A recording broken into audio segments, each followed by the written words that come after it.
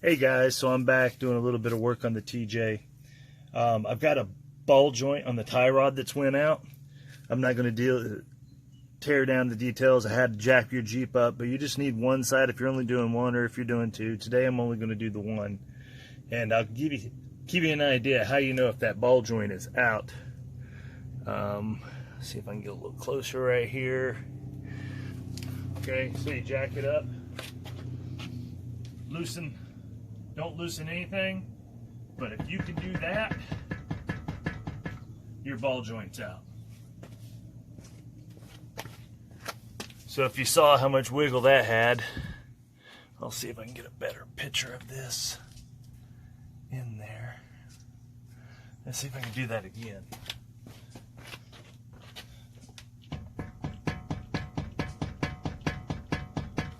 So that's a ball joint out. The other side is fine. I'd probably be better off doing them both, but today I only have time to do the one. But I'm going to let you see it. So I've jacked up the one side. We're going to get the wheel off. We're going to get the ball joint off, and I'm going to show you how to do all that. Okay, so I got the wheel off. Next part is getting the pin off for your crown bolt.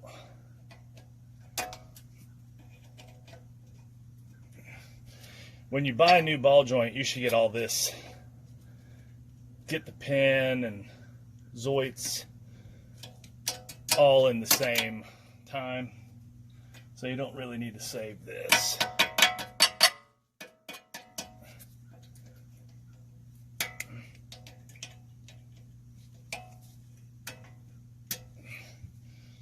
Okay.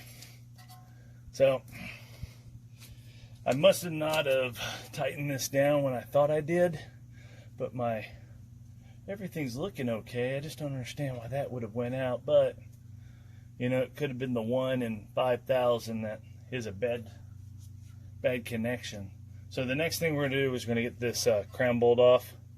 After the crown bolt, all it is the bolt going to the joint here. It goes through, and all you have to do is tap on this and it should fall out. Now they have tools that will get underneath this. I'm not saving this one, so it's not that big of a deal, but it would get under here and you can pull it down. I've seen others that push from the top down, so I'm not too worried about that. I've messed with these before, and you should be able to just tap this real nice and it'll pop right out.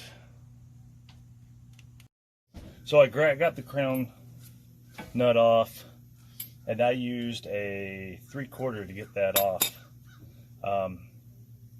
There's a torque strength to this. I either think it's 55 foot-pounds or 35. I'm going to have to look in my manual just to double check it.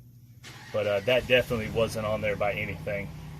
I could almost twisted this off. So we'll see if this works. Untapping. And that's how easy it is. That just tells you how loose it was. So that one's off. You can see it just dropped to the ground. Okay, the hard part's going to be is to get this off of here, and that's just taking that bolt off. We'll see what that is here in a minute. So let's hope this will fit on the backside, and it does. And that's a 1/2 inch too. So let's see if we can get this off now.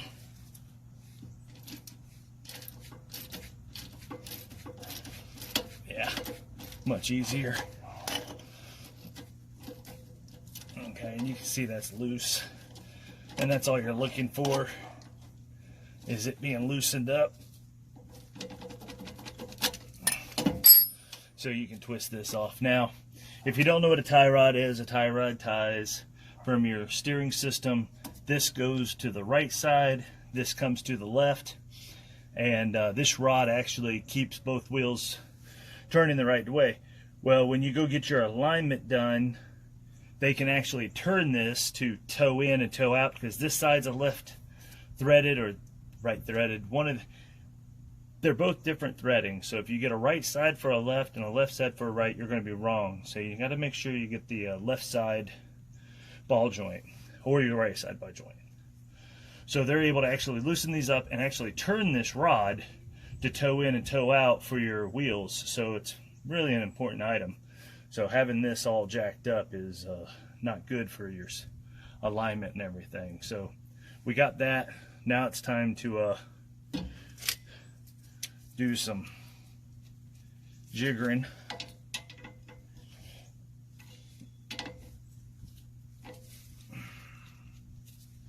Now the one thing I forgot to say, and I forgot to do it, is you should measure this, measure all this, and get your measurements from center to center. That way when you put all this back together, you'll know how far this goes in. You can count threads.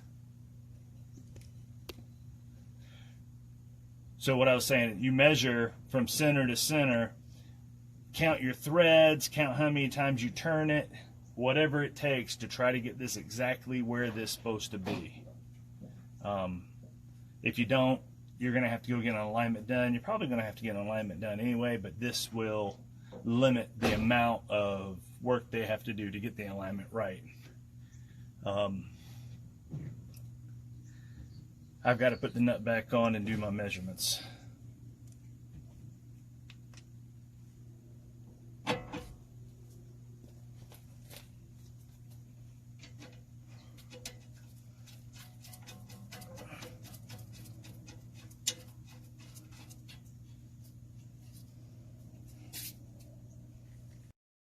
So what they don't tell you is you're supposed to measure all this, but if your ball joint is out, let me see if I can hold this thing up and still give you an idea of the, well, let me see if I can prop this thing up a little bit.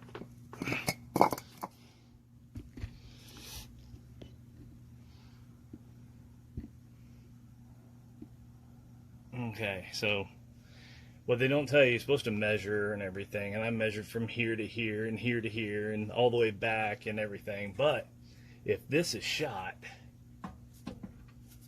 like that, you're going to have a heck of a time measuring from this spot. So what I did, I found the center line on this off of my Zert, and that's where I'm going to do my measurements from. But if you can see, I mean, there's a lot of difference between there and there. That could be 2 or 3 threads or something. So watch out, because that's not good. That's how you can tell your ball joint out. It shouldn't move so easily. But if you measure it from that point, you can't tell, but my wheel's towed out now. Measure it from there and it's more squared up. So watch out on your measurements. Make sure you know what you're looking for when you're doing here. I would suggest coming off of here somewhere, you know, to get your measurements proper. We've already loosened this up. Now you want to get this off. I did my measurements, but I'm also going to count my threads. I'm also going to count how many turns it takes so we can try to get that alignment just right. So I counted 14 threads from the very first thread all the way to the last thread that went in. Now I'm going to count how many turns there are taking this thing off.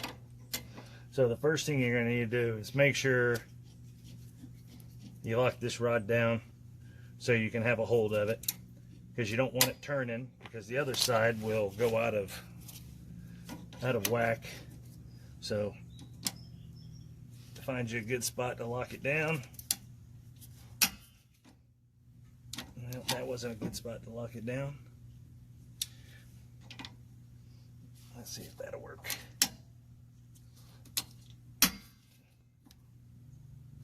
And you can see it starting to turn.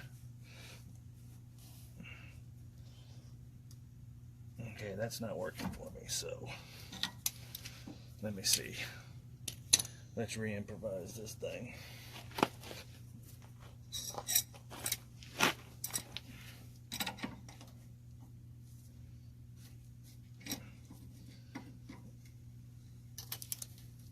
Okay.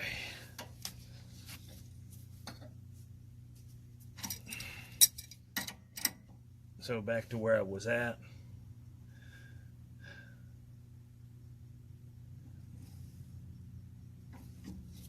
One, two, 3, 4, 5, 6, 7, 8, 9, 10, 11, 12, 13, 14, 15, 16, 17, 18, 19, 20, 21, 22, 23, 24, 25, 26, 27, 28, 28 and a half. I have no idea why this thing went out, but it did. So, can't cry over spilt milk. But that one's shot. Now let's get the other one and get it on. So I went to the auto parts store and picked up this one. This is the same one that was on there.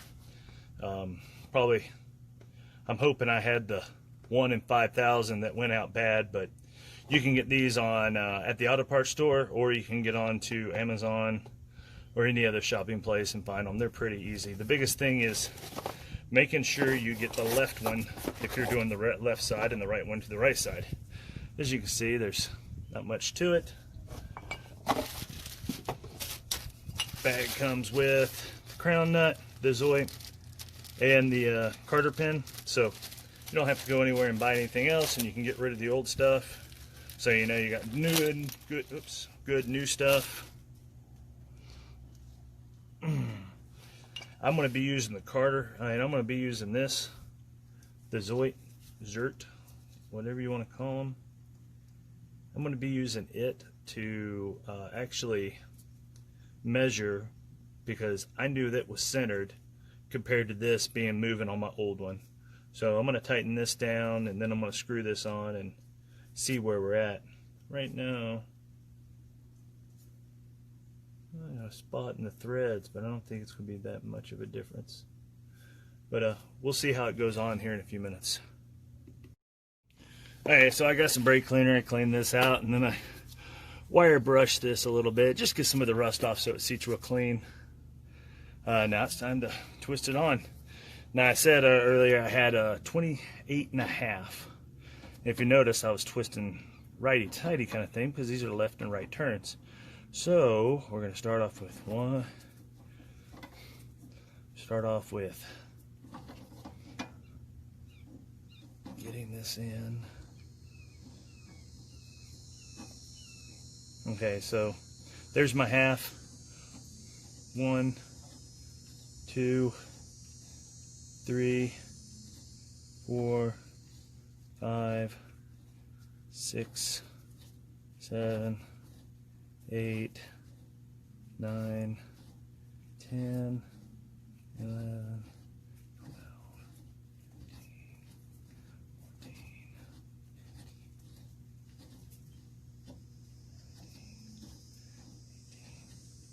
15, 20, 21, 22, 23, 24, 25, 26, 27, 28. You got a little stiff right there. So that's 28. Now I'm going to count my threads, see what I've got.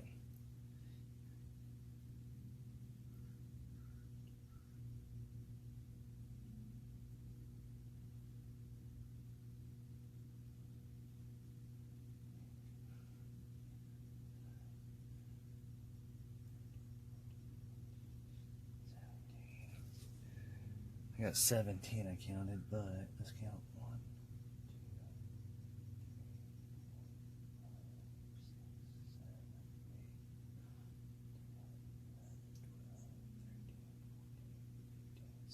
17. I counted 17, but I had 14 in there last time. Let's see where this, if you can see, doesn't quite line up, so that could have definitely been from this being twisted off a little bit. So I'm going to do one more turn and see where we're at. Yep, I'm just going to have to do the measurements. Okay, before you put grease in this thing, you can push it down nice and easy.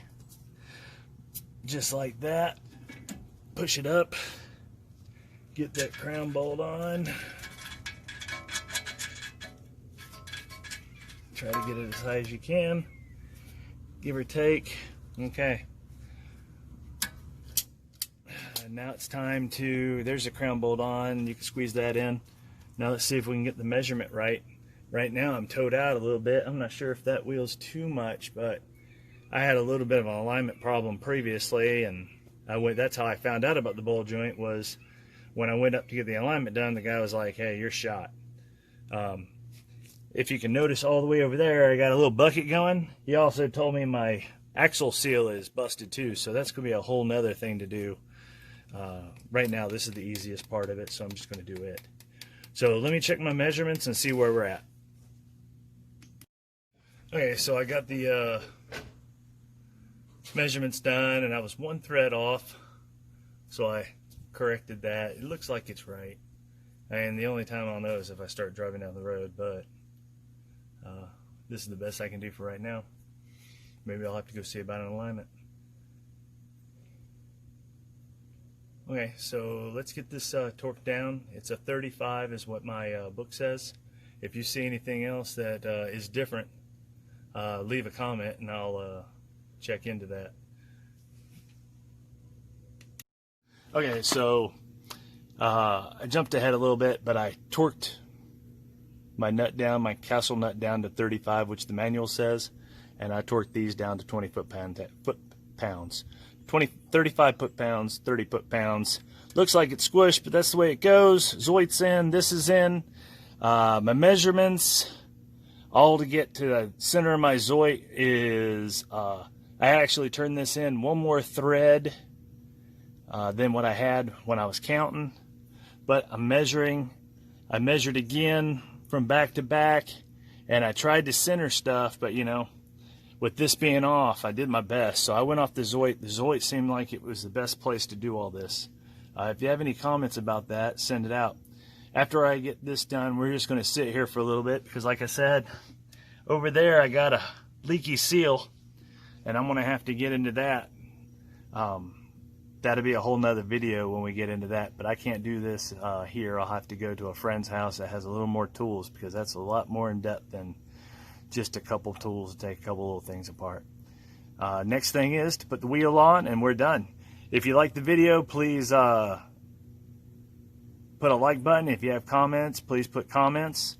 If you think I did something wrong, tell me. I'll watch the comments for a little bit and go from there. Hope you learned something from this. Hope you see that it still is as easy as it can be to do. And hope you enjoy working on your own Jeeps. Have a good one.